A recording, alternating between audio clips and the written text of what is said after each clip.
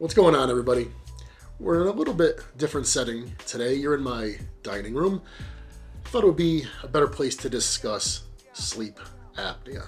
Now, before we get into it, probably makes the most sense to just start with what is sleep apnea. Now, I don't know the clinical definition. I guess I probably should have looked it up. But sleep apnea, okay, we otherwise know it as you stop breathing when you're sleeping. All right, you have X number of episodes per hour where you're not breathing properly and it disrupts your sleep. Now, aside from the obvious fact that it's largely disruptive and annoying, not only to yourself, but if you happen to have a partner, someone you're in bed with, could also disrupt their sleep. Aside from the fact that it probably scares the hell out of them because sleeping next to someone who has sleep apnea, you're continually hearing them not breathe, right, for extended periods of time, choking. It's really a bad thing, and it can shave years off your life, right? I think the average statistic, it's something like it could shave 12 to 15 years off your life if left untreated. People who have chronic sleep apnea are something like 30% more likely to have a whole list of other illnesses or diseases. Heart disease, heart attack, stroke, all this stuff. It's bad. Obesity, when you're not sleeping properly, it negatively impacts your insulin sensitivity, so it could lead to weight gain. Aside from the fact that people who have chronic sleep apnea are just exhausted. If anybody you know has it, or you yourself have it, you know that you probably can fall asleep anytime, anywhere. A lot of times maybe you're driving, you feel the urge to nod off. It's just not good. Obviously, sleep, one of the most fundamental things that we have, right? What's most fundamental to us? Oxygen, right? I mean, that's probably the one thing you would die soonest if you didn't have it. Oxygen, water, sleep. Sleep is like right there in the top three. You got to breathe, you got to sleep, you got to drink. Food obviously is a distant fourth, along with so many other things. But sleep is really, really crucial to recovery, to the repair process. It's part of our daily routine. So if you are not sleeping properly, and I try to impress this point upon people all the time, you have to always start with what's most fundamental. Do you know how many people have very large goals, aspirations? A lot of them, obviously, I come from the bodybuilding industry, where people have physique-related goals. They want to step on stage. They want to be the best at that competition. They want to win their state title. They want to win a regional title. They want to be the best in the country. Think about that. You have very, very lofty goals, but maybe you're not even sleeping well at night. There's a certain amount of irony in that. You want to be a superhuman. You want to be one of the best that there is, but you're not doing one of the most fundamental things adequately. You've got to sleep. And let's get into, obviously I have in front of me, a CPAP machine. Now, there's all different types of CPAPs, but if you've used one or you know anybody who has, for a lot of people, they're life-changing. What they do, essentially, they force air while you breathe through your airway, and it keeps your airway open. A lot of times what happens when you have sleep apnea, you're lying on your back, and as you start to fall asleep, your neck relaxes, and as all the muscles in your throat relax, it presses up against the airway closes up, and you stop breathing. For a lot of people, once they turn on their side, it's much easier to keep their airway open. Same thing on your stomach. Oh, of course, you shouldn't be sleeping on your stomach. For most of us, it's bad for your back. It's going to lead to issues. So usually sleeping on your side is fine, but if you're sleeping on your side and you still have sleep apnea, you've got a problem.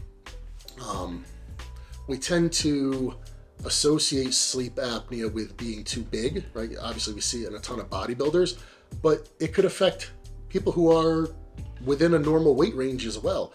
My uncle has it, my father has it, and neither one of them are overweight. I've seen it affect all sorts of people who are just regular-sized people. So it's something that definitely you want to address. And if you do address it, literally your whole life is going to improve. A couple points on the subject: you can go the regular route. What do? You go for a sleep study. A lot of people go for a sleep study knowing full well they have sleep apnea because they're not breathing well during the night. The person sleeping next to them tells them you're not breathing. go for a sleep study. A lot of times if it's really bad, they stop the study after a couple hours because there's so many episodes. It's like, okay, it's fine, you've got it. And they work with your doctor and you receive a prescription for a machine. I guess depending on what insurance you have, maybe they would cover the unit, or perhaps you would have to meet a deductible first. This machine, I think retail, you're talking about $1,000, maybe closer to $1,200. This is an outdated model. They now have an AirSense 11. This is an AirSense 10, and this is not technically a CPAP, it's technically an APAP, A for auto. So it's auto adjusting. What that means is there's a certain amount of pressure that's required for each person. This machine will sense the required amount of pressure that you need to keep your airway open so that you could sleep through the night. Other machines have to be calibrated, they have to be adjusted. You have to bring the machine to a sleep center, and they will watch you with it and they will adjust it accordingly. Quite a bit of a hassle. Obviously, these auto adjusting units are pretty spectacular for that reason. Another thing that people do is these exist, these machines. They're out on Facebook Marketplace, they're out on Craigslist. A lot of times people will purchase a unit and either their compliance with it is so low, aka they hate sleeping with a mask on, they stop using it, or some people lose weight, that fixes their sleep apnea, they no longer have to use it. But in any case, whatever the reason may be, you see them out there for sale, right? And what would otherwise be a $1,000 unit or $1,200 unit, maybe you could find one for a couple $100, $200, $300. Technically, this is a medical device, right? And it's not supposed to be sold without a prescription. So that's technically against the rules, but it's happening. It goes on out there. Aside from the obvious reason that you would want to do it for cost, other people sometimes choose to do it because they don't want it documented on their medical history, right? Why would you not want sleep apnea on your medical history?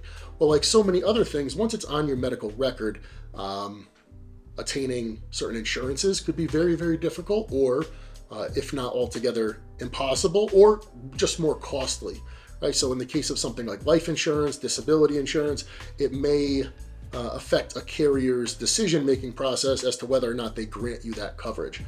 So some people like to try to avoid putting things on their medical record when possible. I'm not telling anybody to do that. I'm just telling you what happens out there.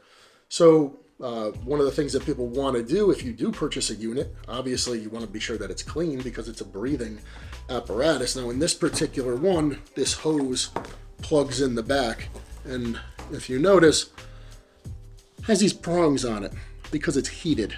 Right? Why is it heated? It's heated because it has a water reservoir to moisturize, to add humidity to the air.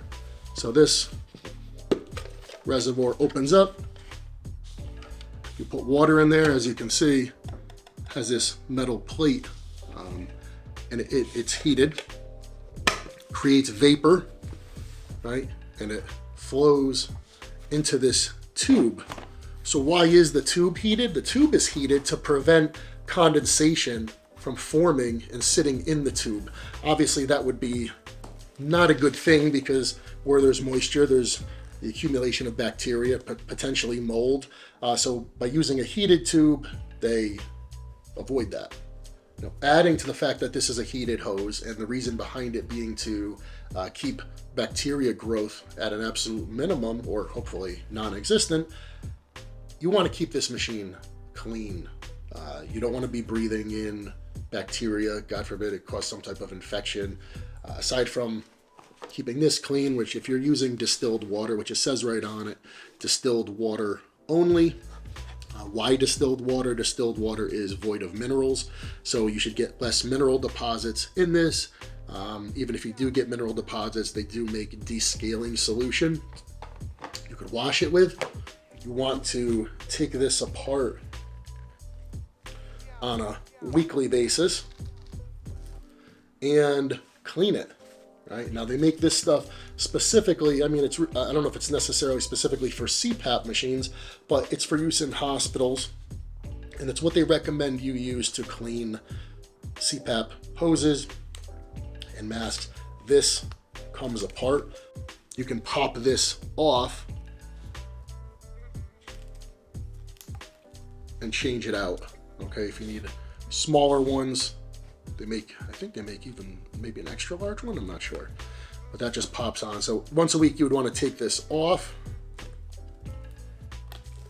and clean this. I think the ratio is 1 tablespoon of this. So 15 milliliters of solution into 2 quarts of water.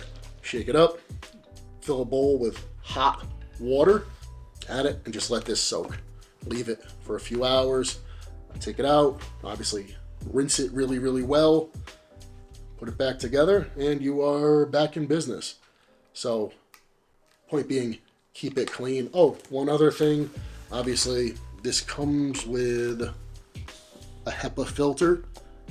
If you're buying one of these machines from somebody, again, not something I condone, but if you do it, give the machine a thorough cleaning. And obviously you wouldn't want to buy it from a gross home.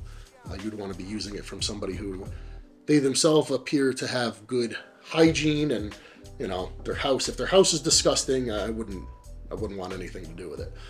But always keep it clean.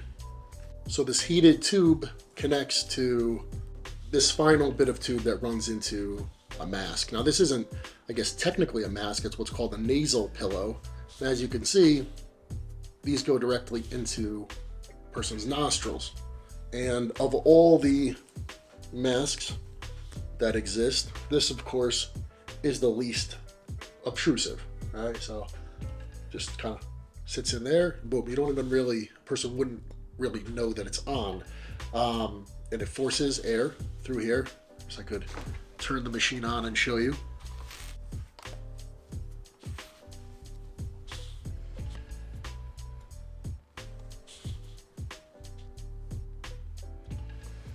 So if I open my mouth,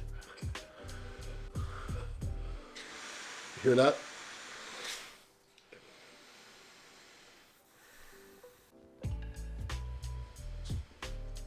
And that air, right, you can breathe out against it. What the machine does, it senses your breathing pattern.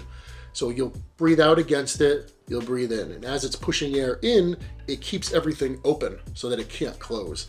And for a lot of people, it's exactly what they need.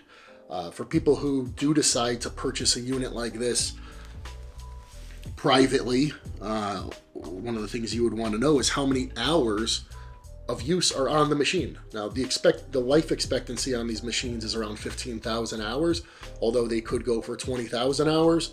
So how would you know how many hours are on the machine? You can actually, by holding this home button and this silver button, you press them both down simultaneously. It takes about 4 or 5 seconds. This other screen comes up, and settings all the way to the bottom to where it says about, and boom, right there, run hours, 4,874. So technically speaking, this thing should have about 10,000 hours left.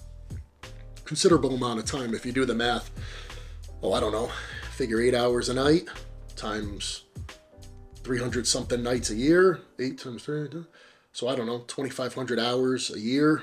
So definitely, 4 or so years left on it. And if you only put out a couple $100, I guess it's worth it. Again, I'm not telling anybody to do it. You're technically not supposed to do that. It's a medical device. You need a prescription.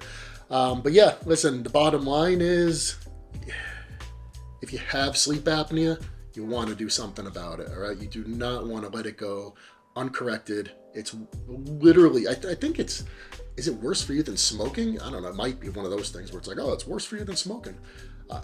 It will peel years off your life. And aside from doing that, it's going to seriously detract from your quality of life.